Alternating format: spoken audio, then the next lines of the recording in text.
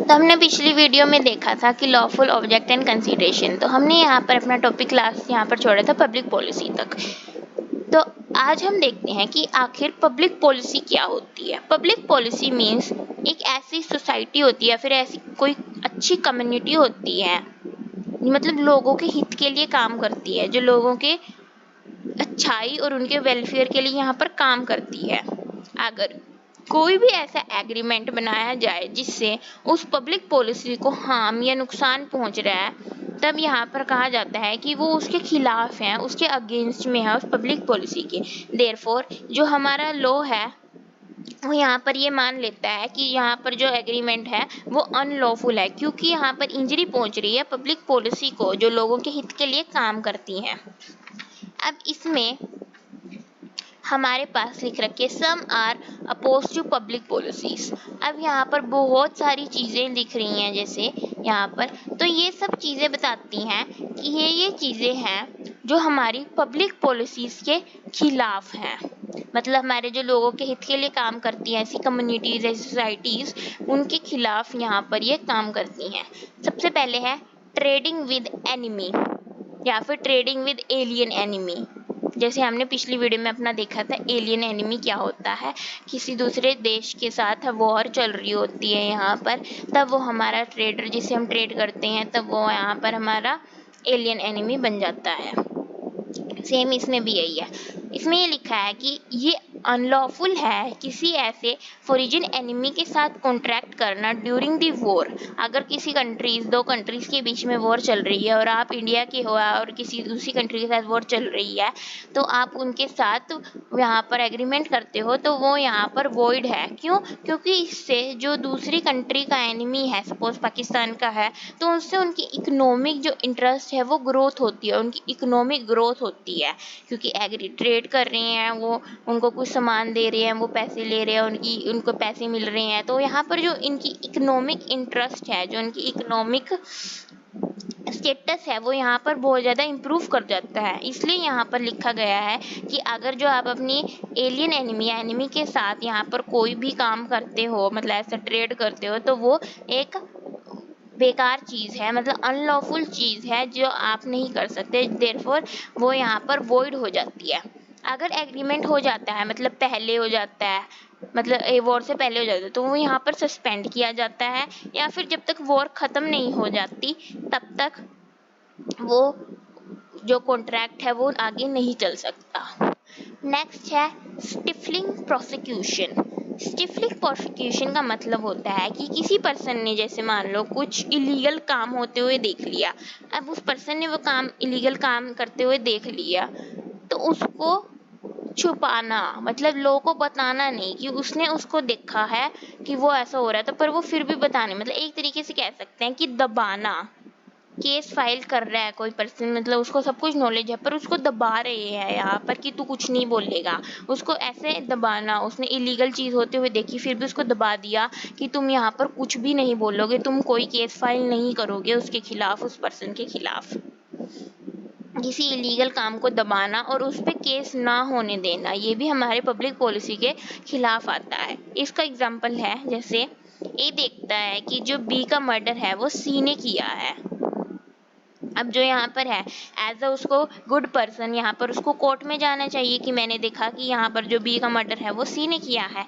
As a good person, जो कि हम देखते हैं कि एक नॉर्मल पर्सन है, जो यहाँ पर यही करना चाहिए उसे, क्योंकि उसको अपने देश की भलाई का सोचना चाहिए, क्योंकि ऐसे क्रिमिनल्स हैं जो वो जेल में होने चाहिए। पर यहाँ पर जो होता है ए है, वो यहाँ पर उससे ना बोलता है सी को कि मैं तुम्हारा ये जो तुमने काम किया है ये मैंने देख लिया, अब तुम मुझे इसके बदले में 10 लाख दो। अगर जो तुम मुझे 10 लाख नहीं दोगे तो मैं किसी को नहीं बताऊंगा। वो यहाँ पर ऐसी कंसिडरेशन रख लेता है कि मैं तुम्हारी बात नहीं बताऊंगा, तुम मुझे 10 लाख दे दो। अब यहाँ पर जो ए है उसने यहाँ पर जस्टिस का एब्यूज किया, मतलब उसने जानबूझकर इलीगल काम को छुपाया है, क्योंकि एज अ गुड पर्सन उसको जाकर कोर्ट में बताना चाहिए, अपनी गवाही देनी चाहिए कि हाँ मैंने दिखा है, हमने करा है। पर एज अ जस्टिस उसने यहाँ पर जो हमारा लॉ है उसका एब्यूज किया है। जिससे उसने इलीगल काम भी देखा है कि हाँ इलीगल काम हुआ है, पर उसने उसको फिर भी छुपाया। तो यहाँ पर उसने बहुत ज़्यादा गलत चीज़ करी है जो भी है, जो इसमें, क्योंकि उसने फिर कंसिडरेशन मांग ली 10 लाख की कि मैं तुम मुझे 10 लाख दो। अब इसमें यहाँ पर जो कंसिडरेशन है वो भी पब्लिक पॉलिसी के अपोज है, देयरफॉर वो भी वॉइड हो जाएगा। नेक्स्ट है मेंटेनेंस एंड चैम्पिटी। अब ये मेंटेनेंस एंड चैम्पिटी है जो, ये दो अलग अलग है, मतलब मेंटेनेंस अलग है और चैम्पिटी अलग है। तो सबसे पहले हम मेंटेनेंस को देखते हैं कि क्या होती है। ये एक ऐसा एग्रीमेंट होता है जिसमें फाइनेंशियल असिस्टेंस दी जाती है एक पार्टी को कि तुम लीगल एक्शन लो उस पर्सन के खिलाफ जिस पर्सन के साथ हुआ है, पर उस पर्सन को उस केस में कोई लिटरली ऐसे इंटरेस्ट नहीं होता कि वो केस करे। तो इसमें हम देखते हैं कि एग्जाम्पल से इसको हम अच्छे से समझते हैं। ए होता है यहाँ पर, वो ए बी को कहता है कि तुम अपना केस फाइल करो एस के लिए जिससे तुम्हें उससे पैसे मिल जाए। यहाँ पर जो एस है, एस ने बी के लिए कुछ गलत किया होगा पर बी को कोई इंटरेस्ट नहीं है, बी यहाँ पर उसको छोड़ देता है कि चलो मुझे नहीं करना कोई केस है, पर ए उसको यहाँ पर बोलता है कि नहीं तुम करो, नहीं तुम करो। यहाँ पर उस चीज़ को वो बोलता है कि तुम करो, यहाँ पर तुम्हें तुम्हें पैसे मिलेंगे, बट जबकि बी को यहाँ पर कुछ ऐसा सच इंटरेस्ट नहीं होता उस चीज़ को करने के लिए, तो यहाँ पर बोलता है। तो यहाँ पर ए होता है, बी को कहता है कि तुम यहाँ पर एस के खिलाफ यहाँ पर केस करो, तो इसके लिए मैं तुम्हें 5,000 दूंगा। जबकि बी यहाँ पर कोई इंटरेस्टेड ही नहीं होता एस के खिलाफ केस फाइल करने के लिए, यहाँ पर उसको कोई इंटरेस्ट नहीं है सच, पर वो यहाँ पर ए के कहने पर करता है जिससे यहाँ पर ए उसको पे कर रहा है, मतलब उसको ऐसे भड़काता है कि तुम उसके खिलाफ केस करो। नेक्स्ट है हमारा चैम्पिटी। अब चैम्पिटी में क्या होता है, इट एन एग्रीमेंट, जहाँ पर एक एग्रीमेंट में एक पार्टी होती है जो असिस्ट करती है दूसरी पार्टी को ऐसे सिविल एक्शन लेने के लिए, लीगल एक्शन लेने के लिए, for the recovery of money और प्रॉपर्टी। यहाँ पर जो उसकी प्रॉपर्टी किसी पर्सन ने ली हुई है या उसके पैसे लिए हुए हैं उसकी रिकवरी के लिए, और उस रिकवरी हो जाने के बाद उस प्रॉपर्टी या उस मनी में से कुछ हिस्सा अपने पास रख लेते हैं वो। इसको भी हम एग्जांपल से देखते हैं। ए बी सी 3 पर्सन है, यहाँ पर ए बी को बोलता है कि तुम एस के खिलाफ केस करो जिससे वो तुम्हारी प्रॉपर्टी तुम्हें वापस देगा। अगर जो वो तुम्हारी प्रॉपर्टी यहाँ पर तुम्हें वापस दे देता है तब तुम मुझे 1/3 अपनी प्रॉपर्टी का ए को दोगे, मतलब तुम मुझे अपने बी को बोलता है कि तुम्हारी जब प्रॉपर्टी वापस आ जाएगी तब तुम मुझे 1/3 उसका हिस्सा दोगे। तो ये सब जो चीज़ें हैं ये भी पब्लिक पॉलिसी के खिलाफ है, मतलब किसी को कोई सच इंटरेस्ट नहीं है, उससे ज़बरदस्ती यहाँ पर करवाया जा रहा है वो काम, उसको कोई इंटरेस्ट नहीं है। और यहाँ पर नेक्स्ट एम्पटी में जैसे हमने देखा कि यहाँ पर वो अपना हिस्सा मांग रहा है जबकि उसका हिस्सा तो बनता ही नहीं है, उसने सिर्फ यही कहा उसे कि तुम यहाँ पर, उसको मतलब भड़काया है एक तरीके से, उसको असिस्ट किया है कि तुम करो जहाँ पर तुम्हें ये तुम्हारी प्रॉपर्टी मिलेगी और उस प्रॉपर्टी में से 1/3 शेयर मैं तुम्हारा रख लूँगा। तो ये सब चीज़ें हैं जो वो अगेंस्ट होती हैं पब्लिक पॉलिसीज़ के। नेक्स्ट है interference with courts of law and justice. अब इसमें क्या होता है कि कोई भी ऐसा एग्रीमेंट जो जस्टिस कानून का जो प्रोसेस होता है उसको इंटरफेयर, उसके अंदर दखल अंदाजी करते हैं कोई, तो वो यहाँ पर अनलॉफुल और वॉइड माना जाता है। अब इसका एग्जांपल है जैसे ए गिव रिवॉर्ड टू बी, ए ने यहाँ पर बी को रिवॉर्ड देगा, ए यहाँ पर बी को रिवॉर्ड देगा अगर बी यहाँ पर अपनी गवाही देने से मना कर दे। जैसे बी ने कुछ होते हुए देख लिया होगा तो यहाँ पर गवर्नमेंट ने उसे कहा होगा कि तुम यहाँ पर गवाही देना के, तो वो गवाही शायद ए को ऐसे मतलब वो करती होगी, तो यहाँ पर ए बोलता है मैं तुम्हें कुछ दूंगा उसके बदले में, बस तुम यहाँ पर जाके गवाही मत देना मेरे खिलाफ, जो भी केस हुआ है गवाही देने से उससे मना करती है यहाँ पर। अब जो ये प्रोसेस ऑफ जस्टिस है यहाँ पर इंटरफेरेंस हो रही है, दखलंदाजी, मतलब एक पर्सन को गवाही देने से यहाँ पर रोका जा रहा है जबकि उसने यहाँ पर कुछ क्राइम होते हुए देखा है फिर भी उसे रोका गया है, जिस वजह से यहाँ पर कहा गया है कि यहाँ पर लॉ का इंटरफेरेंस हो रहा है, लॉ के जो प्रोसेस होता है उसको यहाँ पर दखलंदाजी हो रही है। नेक्स्ट है हमारा मैरिज ब्रोकरेज कॉन्ट्रैक्ट। अब मैरिज ब्रोकरेज कॉन्ट्रैक्ट मतलब इसमें हम कह सकते हैं कि जैसे फी या कमीशन, ब्रोकरेज का मतलब कोई 2 पर्सन की शादी हो रही है तो उसके बीच में जो कमीशन बनता है वो। अब जैसे एक एग्रीमेंट है, वो एग्रीमेंट कहता है कि मैं तुम्हारी उससे शादी करवा दूंगा, तुम मुझे उसके बदले में 1 लाख दो। यहाँ पर वो फी चार्ज कर रहा है वो शादी की। तो ये सब भी चीज़ें हैं जो यहाँ पर वो अपोज करती है पब्लिक पॉलिसी के काम में। तो इसका एग्जांपल देखते हैं, ए सेड बी कि मैं तुम्हारी ऐसे शादी करा दूंगा तो इसके बदले में तुम मुझे 1 लाख दो। तो ये जो हमारा कॉन्ट्रैक्ट है, जो हमारा एग्रीमेंट है, वो यहाँ पर वॉइड हो जाता है। अगर बी की शादी ऐसे होगी तब भी यहाँ पर ए इन्फोर्स नहीं करवा सकता अपने पैसे के लिए, क्योंकि ये अनलॉफुल है यहाँ पर। अगर जो मान लो सपोज जिसकी बी एस की शादी हो गई, ए यहाँ पर एनफोर्स नहीं करवा सकता कि मैंने तुम्हारी करवाई है तो मुझे यहाँ पर पैसे दो। तो यहाँ पर ये गलत चीज़ है। तो पर इसके हिसाब में अब जब जैसे हम देखेंगे काफ़ी सारी जैसे मैरिज वेबसाइट जैसे शादी.com और भी वगैरह वगैरह चीज़ें हैं जो भी हैं, ये इन सब में भी तो यही काम होता है। उन सब में सिर्फ थोड़ा छोटा सा डिफरेंस ये होता है कि वो आपको ऐसे फोर्स नहीं करते कि आप इसी पर्सन से करो। आप अपनी मर्जी से अपनी इच्छा से किसी भी पर्सन को चूज कर सकते हैं जिसको आप देखते हैं कि वो आपके लिए सुटेबल है। और यहाँ पर वो ऐसे फोर्स नहीं करते और ना ही वो आपसे ये कहते हैं कि आप हमें ऐसे दो। अब वो पैसे लेते हैं पर एज अ सर्विस, वो यहाँ पर आपको सर्विस प्रोवाइड कर रहे हैं जिसकी वो फीस चार्ज करते हैं। वो as a service fees charge करते हैं, ना कि एज अ ब्रोकरेज। वो यहाँ पर आपको सर्विस प्रोवाइड करवाते हैं, वो आपकी बात करवाते हैं, आपकी डेट फिक्स करवाते हैं, आपकी जो भी है सब कुछ जो भी चीज़ें करवाते हैं वो एज अ सर्विस प्रोवाइड करवाते हैं, जिस वजह से वो पब्लिक पॉलिसी के अपोज नहीं है। इसलिए इन दोनों में सिर्फ एक छोटा सा डिफरेंस होता है। वहाँ पर आप अपनी मर्जी से कुछ भी अपनी मर्जी से जैसा आपको अच्छा लगे आप करना चाहें तो कर सकते हैं या नहीं। यहाँ पर ब्रोकरेज में जैसे हाँ मैं उससे करवाऊंगा, तुम मुझे इसके बदले में यहाँ पे सीधा 1 लाख दो। तो ये यहाँ पर थोड़ा सा छोटा सा डिफरेंस होता है। वो एज अ सर्विस प्रोवाइड करते हैं और यहाँ पर एज अ वो जबरदस्ती करवाते हैं कि हाँ तुम मुझे दो तभी करवाऊंगा वरना मैं करवाता नहीं, ऐसा कुछ टाइप का सीन होता है।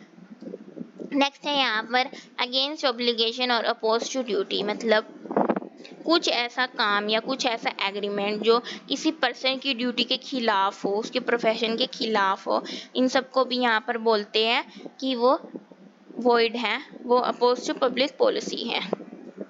और जिससे भी ऐसे टाइप के एग्रीमेंट होते हैं वो सब यहाँ पर वॉइड हो जाते हैं। एग्जाम्पल, ए मैनेजर होता है किसी फर्म का, अब एक्स है जो वो एक्स को कहता है कि तुम मुझे 2000 रुपये चुपके से दे दो, मैं तुम्हारा ये काम है चुपचाप करवा दूंगा। मतलब ऐसे चुपचाप पैसे ले लेते हैं, लेन देन चुपके से टेबल के नीचे से पैसे निकाल के उन्हें दे देते हैं।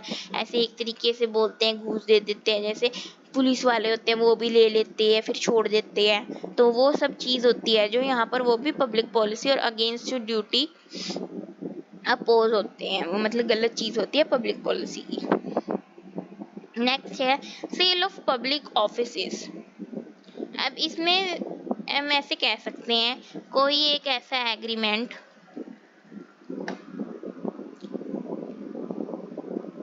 सेल ऑफ पब्लिक पॉलिसीज, ऐसा एग्रीमेंट जिसमें बाइंग और सेलिंग हो रही है पब्लिक ऑफिसेस की और टाइटल की। जैसे इसके हम कह सकते हैं कि पैसे देकर वोट ले लिए। मेडिकल इंजीनियरिंग कॉलेज में जैसे हम देखते हैं कि नीट जेई का एग्ज़ाम देते हैं हम सीट लेने के लिए यहाँ पर वो जो सीट है वो पहले ही पैसों से खरीद ली। कुछ अमीर लोग होते हैं वो करोड़ करोड़ रुपये देकर यहाँ पर पैसे लेकर वो सीट ले लेते हैं, वो अपनी मेहनत से नहीं करते। यहाँ पर उनके जो पब्लिक ऑफिसेज है वो चीज़ें हैं, पब्लिक चीज़ें उनको यहाँ पर पैसों से खरीदा जाता है। अब जैसे टाइटल लेना है, कोई जैसे अवार्ड लेना है, भारत रत्न पद्मश्री अवार्ड जो ये सब भी पैसे लेकर ले लिया। तो ये सब उन्होंने अपनी मेहनत से नहीं लिया, तो यहाँ पर पैसे का लेन देन लेकर कर लेते हैं वो। ये सब भी चीज़ें जो हैं अगेंस्ट होती है किसके, पब्लिक पॉलिसीज की। अपनी मेहनत से लिया होगा विदाउट एनी मनी और मनी कंसिडरेशन, तभी यहाँ पर सिर्फ उसको वैलिड माना जाता है। अब जो कोई बच्चा है उसने अच्छे से एग्जाम दिया है, उसको गवर्नमेंट कॉलेज में तब एडमिशन मिल जाता है क्योंकि उसने अपनी मेहनत से लिया है। नेक्स्ट है हमारा क्रिएशन ऑफ मोनोपोलीज। अब इसमें मोनोपोलीज मतलब जैसे एक अधिकार, कोई एक सिंगल पर्सन है उसी का पूरे में बोलबाला है कि मतलब सिर्फ वही काम करते हैं। जैसे मान लो कि पूरे एरिया में सिर्फ उसी की मोनोपोली चलती है, सिर्फ पूरा एरिया में वही अच्छा कारपेंटर है, वही अच्छा कपड़े वाला है, मतलब उसी की मोनोपोली चलती है कि उसके अलावा है ही नहीं कोई, सब उसके अंडर में है, सब उसके नीचे हैं, मतलब उसी के अंदर काम करते हैं, सिर्फ उसी का बोलबाला चलता है, एक अधिकार सिर्फ उसी का काम चलता है। हम ऐसे मोनोपोलीज करना मतलब लोगों को दबाना, उनसे उनको काम ना करने देना, उस तरीके का अपनी मोनोपोली चलाना, ये सब चीज़ें भी यहाँ पर वॉइड हो जाती हैं, क्योंकि यहाँ पर सब लोगों के पास राइट होता है कि अपना वो कुछ भी एक अपने बिजनेस, कोई भी बिजनेस अपना कुछ भी वो अपना स्टार्ट कर सकते हैं। पर अगर जो यहाँ पर कोई करने ही ना दे, अपनी मोनोपोली चला के रखे कि बस मैं ही हूँ जो हूँ, तो ये सब चीज़ें यहाँ पर जो हैं वो वॉइड हो जाती है, जो कि हमारा MRTP एक्ट भी कहता है, monopolies and restrictive trade practices. Monopolies जो होती हैं ये रिस्ट्रिक्टिव ट्रेड प्रैक्टिसेस होती हैं, मतलब ये कुछ गलत तरीके की या कुछ मनाही होती है इन प्रैक्टिसेस पर, ये हमारा एक्ट भी यही कहता है। नेक्स्ट है हमारा रिस्ट्रेंट इन मैरिज। रिस्ट्रेंट मतलब टू स्टॉप, रोकना किसी मैरिज को। अब according to section 26 of every agreement in restraint of marriage, जब ये हमारा जो लगता है ये हमारा सेक्शन 26 है जो ICA मतलब इंडियन कॉन्ट्रैक्ट एक्ट का सेक्शन 26 लगता है, इसमें कहते हैं कि अगर आप किसी पर्सन की मैरिज को रोकते हो तो ये भी एक पब्लिक पॉलिसी का खिलाफ है, जबकि वो माइनर नहीं है, सिर्फ माइनर की अगर रोकी जाए तब वो यहाँ पर केस अलग है, बट अगर जो वो एज ऑफ मेजोरिटी अटेन कर लेता है फिर आप उनकी जो मैरिज होती है उनको रोकने की कोशिश करते हो यहाँ पर, तब यहाँ पर जो चीज़ है वो पब्लिक पॉलिसी के खिलाफ में आती है। इसका हम केस लॉ देखते हैं, लॉय वर्सेस पीर्स। इसमें क्या होता है, इन दिस ए प्रॉमिस, ए यहाँ पर प्रॉमिस करता है बी, मिसिस बी को कि मैं तुमसे शादी करूँगा, और ये बोलते हैं कि अगर मैंने नहीं करी तो वो 2000 रुपये मिसिस बी को देगा। अब ऐसा वो कहता है, पर जो मिस्टर ए होता है वो उससे मैरी नहीं करता मिसिस बी को, यहाँ पर वो उससे शादी नहीं करता। उसके बाद वो कहता है कि मैं शादी मतलब मना कर देता है, तो उसके बाद जो मिसिस बी होती है वो उसके खिलाफ केस स्यू करती है अपने 2000 रुपये लेने के लिए ए से। अब कोर्ट यहाँ पर कहती है कि जो ये एग्रीमेंट है restrain the marriage of a, that's why it's void, a have not to pay. अब यहाँ पर जो है हमारा ए है, यहाँ पर उससे वो बी से मैरी नहीं करता। क्यों? क्योंकि यहाँ पर जो मिसिस बी होती है वो यहाँ पर ना पैसे लेने के उससे हो जाता है, मतलब बी को ये होता है कि ना मुझे पैसे मिलेंगे, मैं मतलब वो ऐसा कुछ करती है जिससे वो यहाँ पर उसको पैसे नहीं मिलते, तो कोर्ट कहती है कि यहाँ पर तो पैसे की बात हो रही है, तुमने जो वैसे ही किया होगा, यहाँ पर जो चीज़ है वो यहाँ पर पैसे की आ गई बात तुमने, तभी यहाँ पर जो ए है वो यहाँ पर रिस्ट्रेन मतलब मनाही कर रहे हैं यहाँ पर, जिससे वो जो कॉन्ट्रैक्ट है वो यहाँ पर वॉइड हो गया, कि मतलब उसने कहा था कि वो तो उससे शादी करेगा, बट अगर जो नहीं करता तो यहाँ पे 2000। तो जो बी है और यहाँ पर कुछ ऐसी चीज़ करती है जिससे ए है वो यहाँ पर मजबूर हो जाता है वो कि उससे शादी ना करे, तो यहाँ पर जो मेन मोटिव उसमें यहाँ पर हो जाता है कि जो बी है बी को पैसे लेने होते हैं, तो इस वजह से यहाँ पर कोर्ट बोलते हैं कि मिसेस बी ने ही यहाँ पर कुछ ऐसा काम किया है जिस वजह से यहाँ पर जो ए है वो उनसे शादी नहीं कर रहे, जिस वजह से उसने रिस्ट्रेंट मतलब उसने जानबूझकर रुकवाई है, उसने जानबूझकर रुकवाने की कोशिश करी है, जिससे ये एग्रीमेंट वॉइड हो जाता है और यहाँ पर ए को कोई भी पैसे नहीं देने पड़ते। नेक्स्ट है रिस्ट्रेंट इन ट्रेड सेक्शन 27।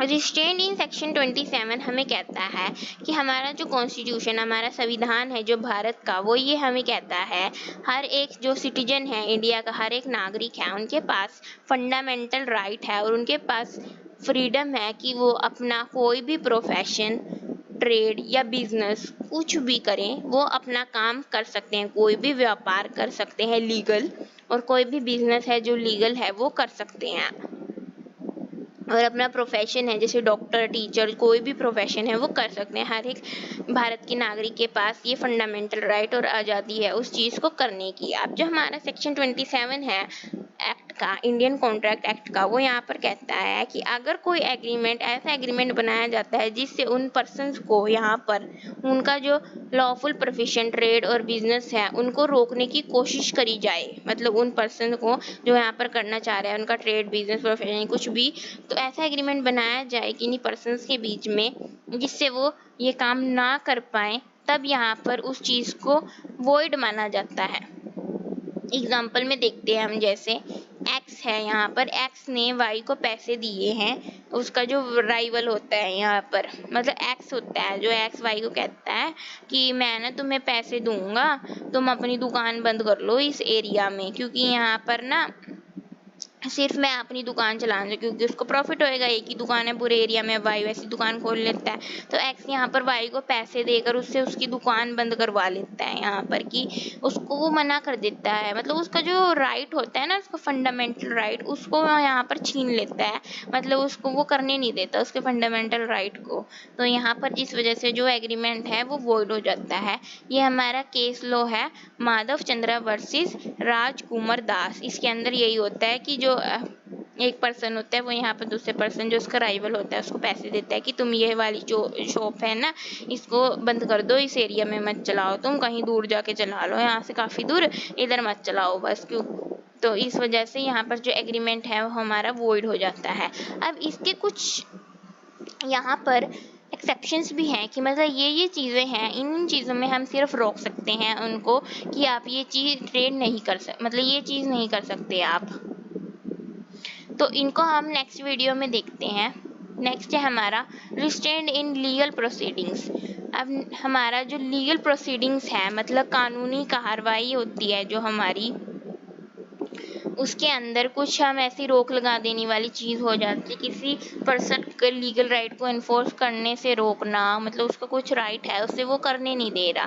तो हमारा जो सेक्शन 28 होता है इंडियन कॉन्ट्रैक्ट एक्ट का, वो ये कहता है कि अगर कोई भी ऐसा एग्रीमेंट है जो रिस्ट्रेन करता है, मतलब रोकता है लीगल प्रोसीडिंग्स को, जिससे जो रिजल्ट निकलता है किसी वन पर्सन के राइट को यहाँ पर इन्फोर्स नहीं हो रहा, मतलब अपना जो उसका राइट है किसी पर्सन का वो यहाँ पर वो राइट वो नहीं कर पा रहा, जिस वजह से जो एग्रीमेंट है वो वॉइड हो जाता है। यहाँ पर कुछ ऐसा एग्रीमेंट बना देते हैं कि जिस वजह से वो अपना पर्सन है वो अपने राइट को इस्तेमाल नहीं कर पा रहा।